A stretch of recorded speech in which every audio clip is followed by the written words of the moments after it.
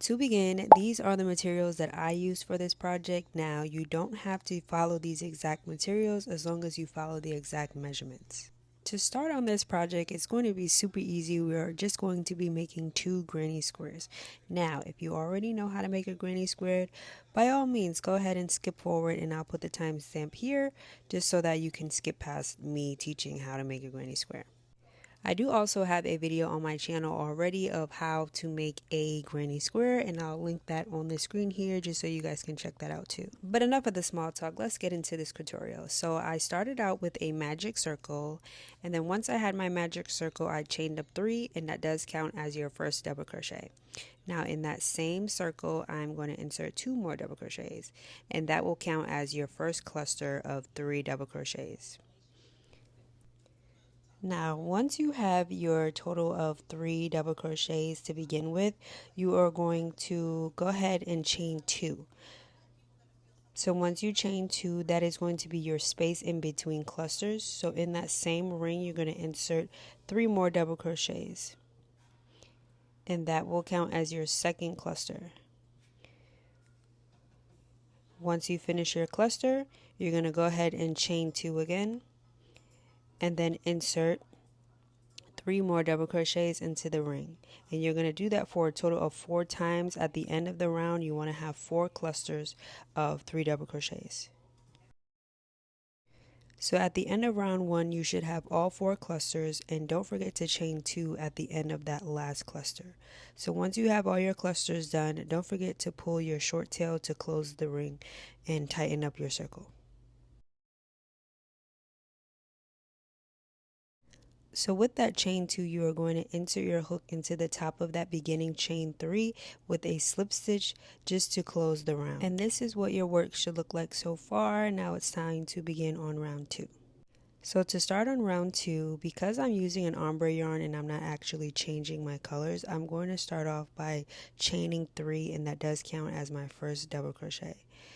So I'm going to chain 3, and in that same space that I chained 3 from, I'm going to insert 2 more double crochets, creating my first cluster of 3. And 3. And then from here, I'm going to move on into the next space, going in with 3 more double crochets.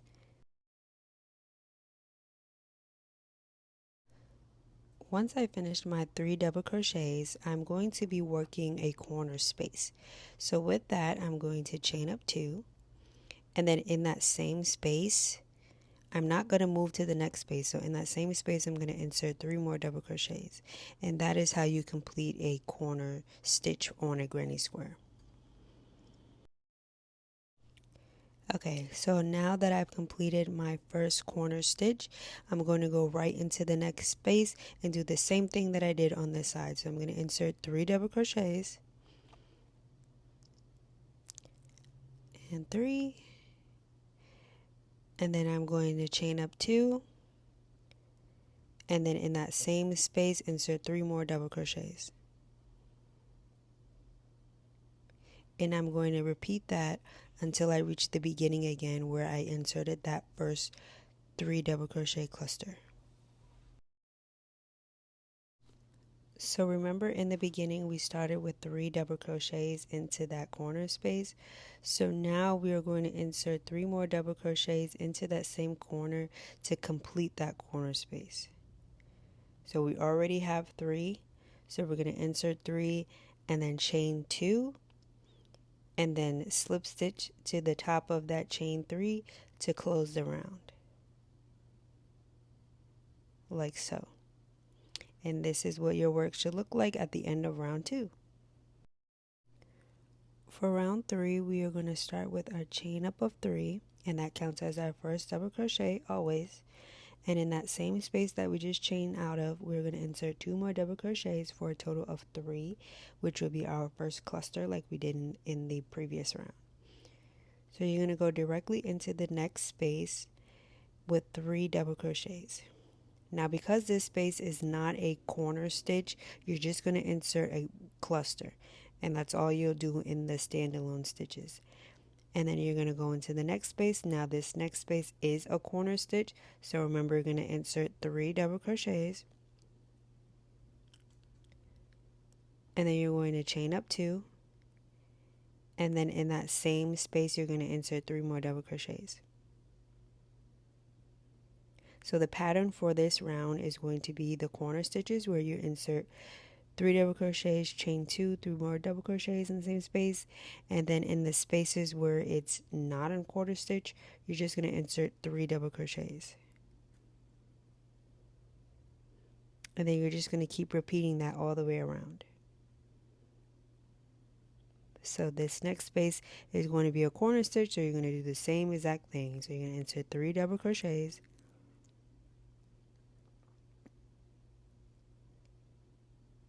chain 2, and 3 more double crochets in the same space. So go ahead and keep repeating that all the way around, and I will meet you back at the end of the round.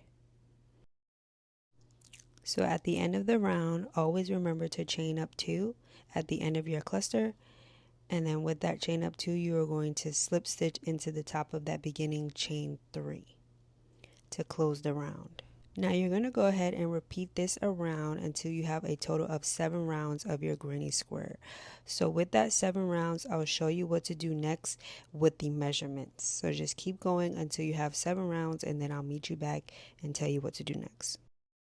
So this is what my square looks like at the end of 7 rounds. So the sizing that I was going for was a standard adult size of a head circumference of around 22 to 23 inches. But depending on your tension and also your hook size and also the size yarn that you're using, it may be smaller or bigger.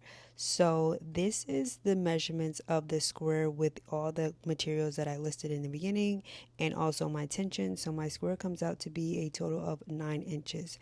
But once it is stretched, because once you put the hat on, it is going to stretch about 2 more inches. So it stretches to about 11 inches. First, you're going to measure around your head. A standard head circumference size is 22 to 23. I just looked that up on Google and I'm just going with that. Divide that by 2 and that will give you the size of the square that you need. So as I mentioned in the beginning, for this project, you are going to need 2 granny squares. So go ahead and repeat the same thing.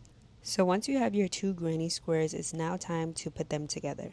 So this is what your work should be looking like. You should have 2 granny squares and you have your right side and then you have your back side.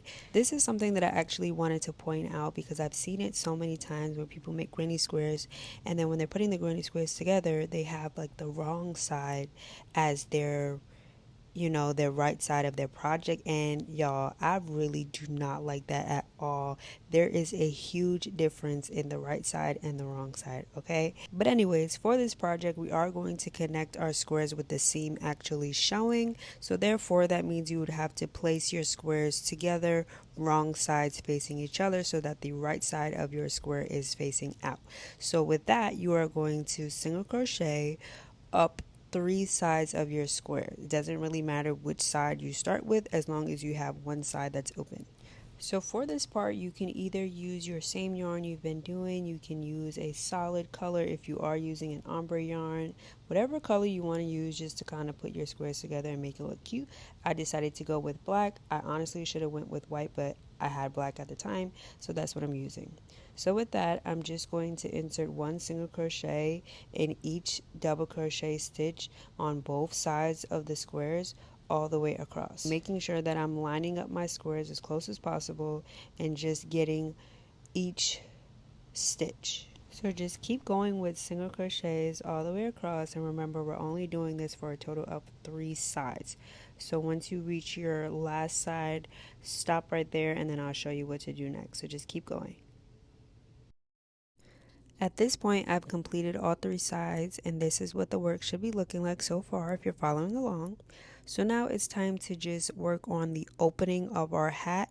So we are going to continue with single crochets in each stitch, but just making sure that we're not going in both squares because this is the opening, so you're just going to go around. So like you were doing before, just insert 1 single crochet in the top of every double crochet stitch around. And this hat is so easy to make, y'all. Like, it works up in an hour or less depending on how fast you are. And it's the perfect thing to make if you want to just make, quick projects for fall, winter. If you have markets coming up and you're looking for quick projects to do, this will be your perfect go-to for that. So yeah, just keep going around and until you reach the beginning again, and with that you'll be finished. So once you reach the end with your last single crochet, you're going to insert your hook into the first single crochet from the beginning and insert a slip stitch to close the round. So I'm going to chain up one. I always like to chain up one before I cut my yarn. It just gives me extra security. So I cut my yarn and I pull my string through. And then with that, I'm just going to weave in my ends. Now, you don't have to. If you don't want to, you can always just cut it off. But I just like to weave it through just a little bit, just so I have that extra security before I cut the excess yarn off. So once you cut your yarn, this is what your hat should look like at the end. Like I said, super easy, super quick, and it's just so cute. And you honestly could play around with this with so many different styles, so many different colors. You can switch the colors each round. You can use a different color ombre yarn. Whatever you have, honestly, this project can be done with anything, to be honest. As long as you have that head measurement, you're fine. It doesn't really matter what yarn you use, doesn't matter what hook size you use. As long as you're reaching that 9-inch square, you're completely okay. Now, this part is completely optional, but y'all, I highly recommend, if you are a fiber artist, that you get one of these. It's an electric fabric shaver and it really just gets your project super clean. I know sometimes we use lint rollers to kind of clean it up, but y'all, the fabric shaver is just, I just love it, y'all. I just love it so much and it works so good. I'll definitely link it down below for you guys.